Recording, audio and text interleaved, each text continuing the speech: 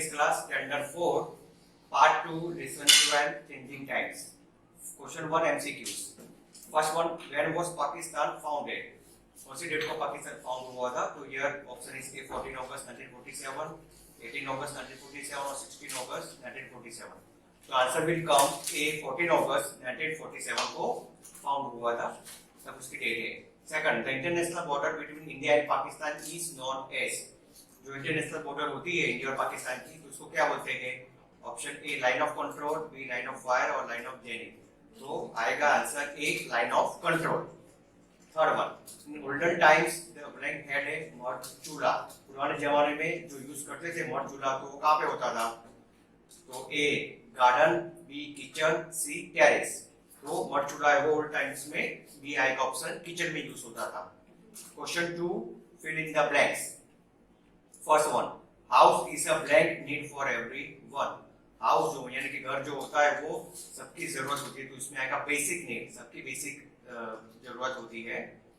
Second, in olden times the common building materials used to build houses where mud and blank. तो पुराने जमाने में common building materials होते थे, ये मड यानी जो कीचड़ होता था, और क्या यूज होता था? वुड यानी लकड़ा. Third one, in olden times when cooked food on mud stoves using blank and wood as fuel. Fuel के रूप में वो यूज होता था ओल्डन टाइम्स में खाना बनाने के लिए. तो आया काउ डंग यानी गोबर को यूज करते थे, उसको जलाते थे, जिससे वो फ्यूल में यूज होता था. Fourth, the style of constructing a house has changed with blank. जो कंस्ट्रक्ट हाउस का था काम, वो चेंज हो गया तो टाइम, विद टाइम. तो टाइम के हिसाब से वो कंस्ट्रक्ट ऑफ हाउस चेंज होने लगा. Fifth, modern houses have every facility like blank bathroom inside the house only. जो मॉडर्न हाउस होते हैं उनकी जो फैसिलिटी होती है, लाइक कौन कौन कहाँ पे होती है? तो आएगा आंसर किचन, किचन बाथरूम में इनसाइड द हाउस होती है. क्वेश्चन 3, राइट ट्रू और false. First one, the migrated people lived in big tents for a longer time blank. तो माइग्रेट पीपल जो होते हैं एक जगह से दूसरी जगह में, तो लॉन्गर टाइम में वो रहते हैं टेंट्स में, नहीं, वो शॉर्टर टाइम के लिए होता है. तो आंसर आएगा false. The food was cooked in the cemented kitchen. तो जो फूड खाना होता है वो सीमेंटेड किचन में होता है, तो नहीं, वो आएगा फॉल्स, सीमेंटेड किचन में नहीं आता है. Third one, now people make a small toilet along with the house.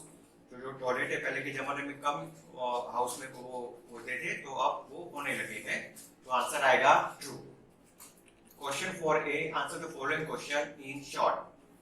Short question answer. First one, what did people use for lighting at night during the earlier times. तो earlier times में जो night में use होता था, तो answer आएगा people use for oil lamps for lighting at night in earlier times. पहले के जमाने में ऑयल लैंप्स जो होता था वो यूज होता था लाइटिंग, मतलब रात को. Second, what kinds of material used to build houses in olden times.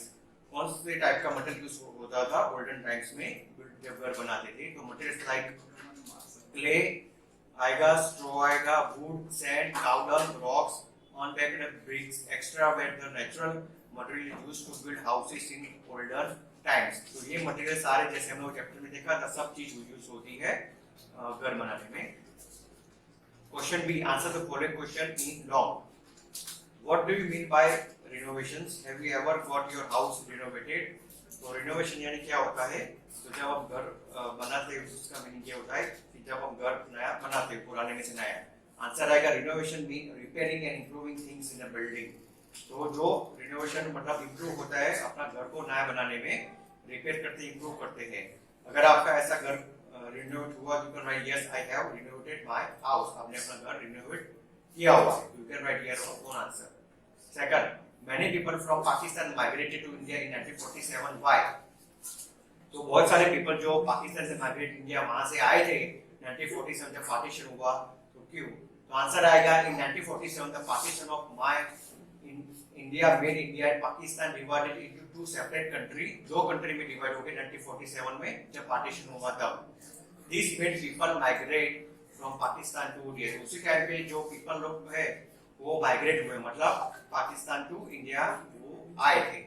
तो ये क्वेश्चन आंसर भी इधर रॉन्ग आंसर.